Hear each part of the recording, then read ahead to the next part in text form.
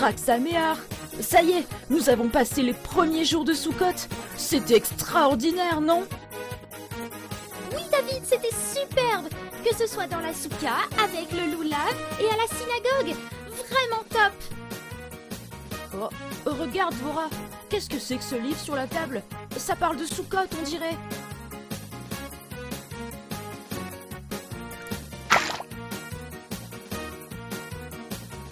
Oh oui, regarde, c'est passionnant. Attends, on parle du début de Soukhot, mais aussi de Chol HaMoed Soukhot. D'après ce qui est marqué, c'est une période spéciale dans laquelle nous nous trouvons actuellement. Et qu'est-ce que ça veut dire, Chol HaMoed Soukhot? Cela signifie que ce sont les jours normaux entre le début et la fin de Soukhot. Donc maintenant, en fait, après les deuxièmes jours de Yom Tov, c'est comme des demi-fêtes où nous avons plus de liberté pour faire certaines choses. Mais attention, c'est toujours un peu fête, donc il y a encore des petites restrictions. Comme quoi, par exemple? Par exemple, il est interdit d'écrire, sauf dans certains cas particuliers. Mais nous pouvons nous réjouir en buvant du jus de raisin ou du vin et en mangeant de la viande. C'est une mitzvah puisque c'est la fête. Ah oui, c'est vrai, bien sûr. Et on va même faire des prières spéciales comme le Hallel. Mais tu sais quoi? Allons voir à la synagogue.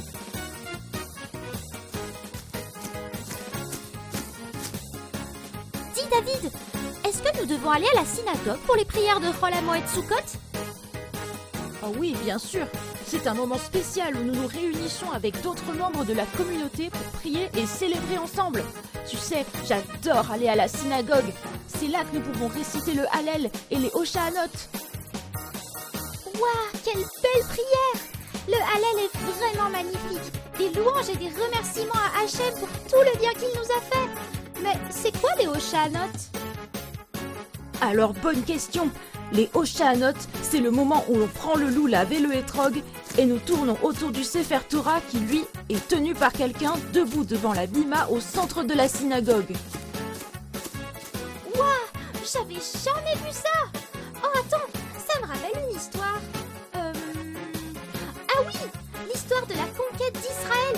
Tu sais, quand Yehoshua est arrivé devant la muraille de Yéricho au tout début. En fait, une fois arrivé devant, la muraille était imprenable. Et Hachem lui dit, ne t'inquiète pas, demande au peuple et aux Kohanim de prendre l'arche sainte et de tourner autour de la muraille pendant 7 jours. Mais oui, exactement. Mais tu sais comment se finit l'histoire? Oui, le 7e jour, ils tournèrent 7 fois puis sonnèrent du chauffard. Et à ce moment-là, la muraille s'écroula.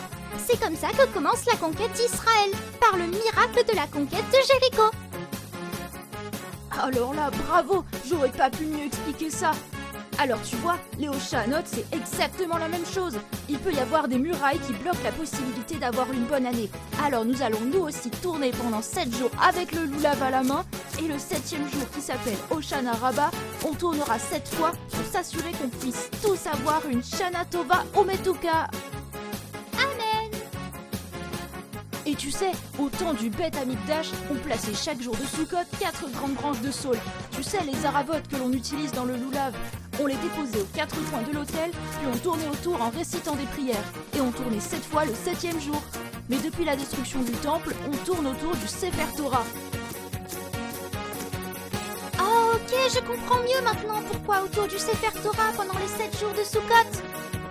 Mais alors attends, on n'ouvre pas le Sefer Torah pendant Chol HaMoed, c'est ça? Si, bien sûr, tous les jours de fête, même les demi-fêtes, on lit dans la Torah, en plus de tourner autour. Mais alors, qu'est-ce que nous lisons dans la Torah pendant Chol HaMoed Soukhot? Eh bien, nous lisons des parties spéciales de la Torah qui sont liées à la fête de Soukhot. Et puis juste après la lecture de la Torah, nous récitons le Moussaf, une prière supplémentaire. Comme c'est intéressant!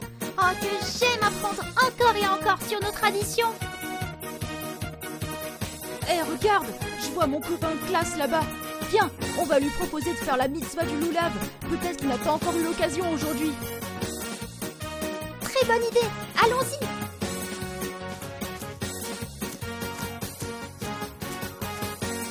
Eh bonjour, comment ça va? Raksaméar, tout va bien? Ah oui, Baruch Hashem. Et toi, David, ça va? Ah oui, Baruch Hashem, tout va bien. je discutais tout à l'heure avec ma sœur Dvora et je lui disais que cette année, mon papa m'a acheté un beau loulav. Et bien sûr, je le partage pour que tous ceux qui n'ont pas eu encore la possibilité de faire la mitzvah du loulav puissent en profiter. Wow, t'es trop gentil. Alors oui, ça je veux bien. On va dans la souka alors? C'est mieux de faire la bracha du loulav dans la souka, même si on peut faire dans la rue. Oui, tu as raison. En plus, elle est juste là, alors allons-y.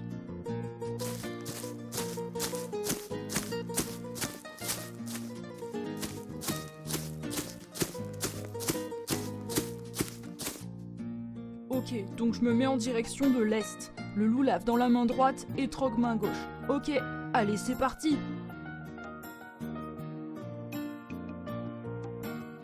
Baruch ata Adonai Eloheinu melech haolam asher kideshanu bemitzvotav vetzivanu al netilat lulav. Tu as déjà fait la mitzvah du loulav cette année?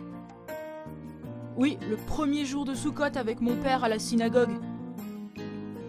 Ok, alors pas besoin de faire la bénédiction de Shehecheyanu. Vas-y maintenant, secoue le loulav dans toutes les directions.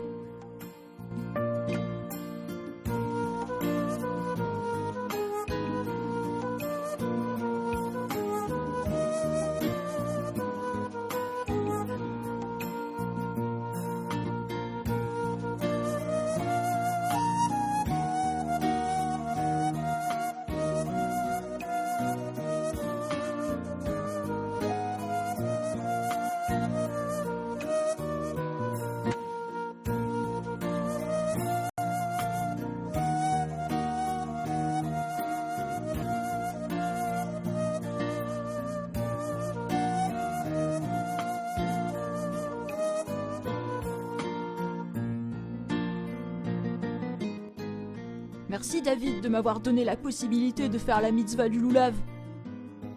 Avec plaisir, mais prends un gâteau, on est dans la souka déjà, alors profitons-en pour faire la bracha l'Eshev Basouka. Tu as raison, asseyons-nous. Baruch ata Adonai Eloheinu melech haolam boré mine mezonot. Baruch ata Adonai Eloheinu melech haolam asher kideshanu bemitzvotav vetzivanu l'Eshev Basouka. Amen. Oh merci, trop bon. Bon allez, je dois y aller maintenant. Mais merci encore de m'avoir donné la chance de faire les mitzvot de Sukkot. À bientôt, Chag Sameach. Avec plaisir, Chag Sameach. Oh, regarde Dvora, la rue est tellement animée et festive pour Simchat Beit HaShoeva. Les lumières, la musique, les décorations, c'est magnifique. Oui David, c'est une fête très spéciale. Savais-tu que Simchat Beit HaShoeva signifie la joie du puisement de l'eau? Ah vraiment? Et pourquoi cette fête est-elle associée à l'eau? À l'époque du temple, les gens célébraient en versant de l'eau sur l'autel pour rappeler à Dieu la bonté infinie qu'il répand sur le monde, comme l'eau qui se répand partout. C'était un acte de gratitude et de joie. Ah mais oui, même les Kohanim, les Lévim, les grands rabbis aussi dansaient. Certains avaient même l'habitude de jongler avec des torches de feu, et même des fois toute la nuit. Il est même écrit que celui qui n'a pas vu la joie de Simchat Beit HaShoeva n'a jamais vu de joie de sa vie. Exactement. Alors allons-y. Wow!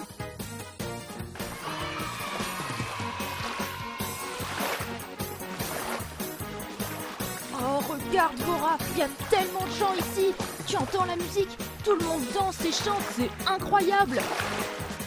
Oui David, pendant les jours de Simchat Beit HaShoeva, nous dansons et chantons pour exprimer notre joie et notre reconnaissance envers Dieu. C'est comme si nous dansions avec l'eau pour célébrer sa bonté infinie. C'est fantastique. Pouvons-nous rejoindre la danse? Bien sûr David, allons-y, dansons et partageons la joie de Simchat Beit HaShoeva avec tout le monde.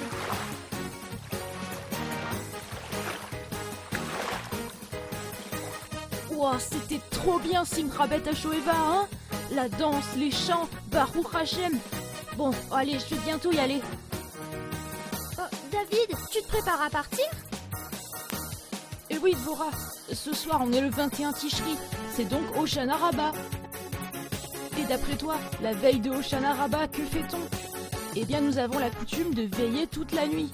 Depuis le début de la nuit, on lit le livre de Devarim, et après le milieu de la nuit, on récite les 5 livres de Teilim, les psaumes de David. Oh, mais tu vas être fatiguée après. Et qu'est-ce que tu vas manger là-bas? Ah, pour ça, ne t'inquiète pas. Le shamash, tu sais, celui qui s'occupe de la synagogue, ou même des fois le rabbin, va nous donner une pomme que l'on va tremper dans le miel et nous souhaiter les Shana Tova ou Metuka pour une bonne et douce année. Et bien sûr, on mangera dans la souka. D'accord, David. Allez, bonne chance pour la veillée de Hoshana Rabbah. Merci Dvora, mais tu sais, profite toi aussi de cette soirée et de cette journée de Hoshana Rabbah. C'est le dernier moment où on peut encore changer le destin cette année et mériter d'avoir une bonne et douce année. Bon allez, j'y vais, à tout à l'heure. Et Dvora, ça y est, on a fini la prière de Hoshana Rabbah. On a fait les 7 tours autour du Sefer Torah avec le loulav, le hallel, le moussaf. Alors viens maintenant, regarde ce que l'on va faire. On prend un bouquet de 5 haravot, tu sais les feuilles de saule. On les attache avec une feuille de loulav et on frappe sur le sol 5 fois. Puis on récite un texte où on demande à Hachem de nous envoyer uniquement des douceurs et d'effacer tout ce qui pourrait nous empêcher d'avoir une bonne et douce année. Waouh, super! Attends, moi aussi je le fais. Yehi Ratson. Shana Tova ou Metuka. Amen. Allez, bravo, viens, on rentre à la maison. Ce soir, c'est Yom Tov, il y a beaucoup à préparer. Oui, rentrons vite. En plus, maman a fait un super repas. En fait, la coutume aujourd'hui, c'est de manger de la viande entourée de pâtes style ravioli. Oh, t'as raison, allons-y vite. Ça y est, on s'assoit à table dans la souka. Mais attention, c'est le dernier jour où l'on trempe le pain dans le miel et où l'on récite la bénédiction, les chefs basouka. Ok, bon appétit. Oh merci maman, c'est trop bon le repas. Oh pardon, Dvora, tu disais? Ah oui, j'ai fait Netilat, j'ai trempé le pain dans le miel, j'ai fait la bénédiction dans la souka, j'ai même fait le loulav ce matin. Ça y est, je pense qu'on a tout fait. Oui, là c'est bon. Bon appétit. Après, on a plein de choses à préparer aujourd'hui, c'est veille de fête. On va préparer la maison à l'honneur de Yom Tov, on va se doucher, bien s'habiller. Oui, tu as raison, ce soir va commencer la fête de Shemini Atzeret et de Simchat Torah. Ah, quelle belle et joyeuse fête qui arrive. Tu veux en savoir plus? Viens nous voir dans My Torah Kids, on a encore plein de choses à apprendre. À bientôt.